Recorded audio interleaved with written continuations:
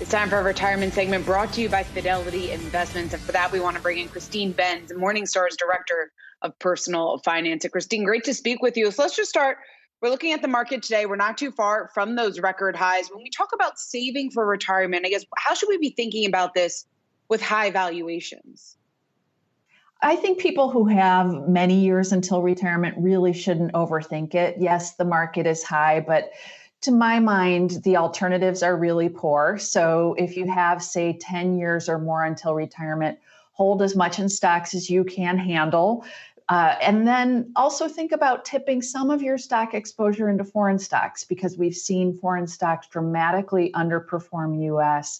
Many investors have been just content to let their US stocks ride, but think about doing some rebalancing at kind of the foreign to US level.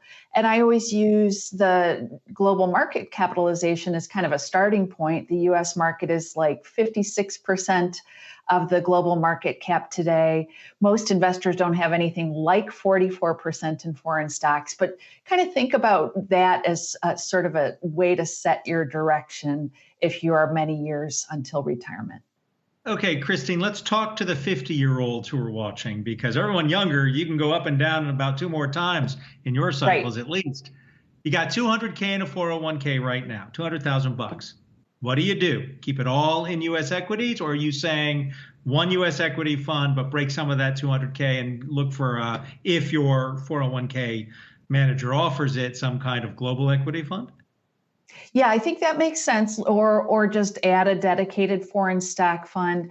But I would say for people who are 50 plus, they do want to think about de-risking that portfolio a little bit, because one thing we know is that we don't have as much control over our retirement dates as we'd like to believe. So to my mind, if you are within, say, 10 years of retirement, you need to have some safe investments in your portfolio, bonds, probably not cash at this point if you're not ready to retire currently, but you'd want to begin setting aside money in safer assets, because the last thing you would want to have happen is that you're at retirement and you're having to draw upon stocks when they're in some sort of a downdraft. That is a terrible thing in terms of a portfolio sustainability. What though about a time-dated fund? Wouldn't that protect you in some manner?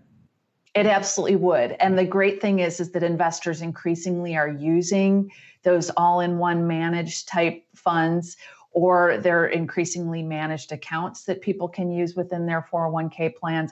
The nice thing is that you can be completely hands-off with those products, and they do move you into safer assets as time goes by. Chirstine, I want to ask you about a study that you were out with actually almost a year ago, back in the beginning of March, and you were talking about women and how they aren't as prepared as men when it comes to retirement. Over the last couple of months, we've been talking about more and more women dropping out of the workforce because of the pandemic. So what position are women in now? And I guess what can women do in order to better position themselves going forward? Great question. And definitely things have been worse for women during this period, during this recession. Women have been stepping away from the workforce for a variety of reasons. Women, in terms of retirement readiness, tend to be in worse shape than men. They save less during their lifetimes, largely because of caregiving obligations for children, certainly, but also for elderly parents. And those things take a cut out of how much women are able to save during their lifetimes. So women are more likely to be poor in retirement. They're more likely to be exclusively reliant on Social Security. So a couple of things to think about. One is that if you are a female and you are contributing to some sort of a retirement plan, while you're working, make sure that you are contributing as much as you possibly can. Take advantage of catch-up contributions that are available if you're over age 50. And another thing to think about is, and people don't love to hear this, but continue working as long as you possibly can, and continue to delay Social Security as long as you possibly can, because Social Security is a lifetime benefit. Women live longer than men on average, and so delaying really does enlarge the payout that you're able to receive from the program. Now let's talk to the 30 and 40-year-olds who are watching. Wouldn't it make more sense to speak to those folk about, don't worry about the size of the amount you need when you retire. How much income do you want to kick off from that nugget? when you retire, because that nugget's going to fluctuate with the markets. Doesn't that become a more realistic way for people to plan for their golden years?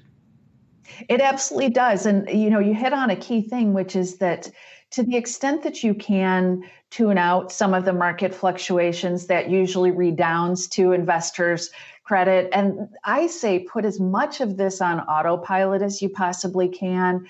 We know that investors who use dollar cost averaging plans, as you get with a 401k plan, and use some sort of target date vehicle or other automated advice solution, those investors are able to painlessly get ready for retirement. And I think that's really the way to go for most people. Chirstine Benz, great to speak with you of Morningstar. We look forward to having you back again soon. Thanks so much for taking the time to join us today.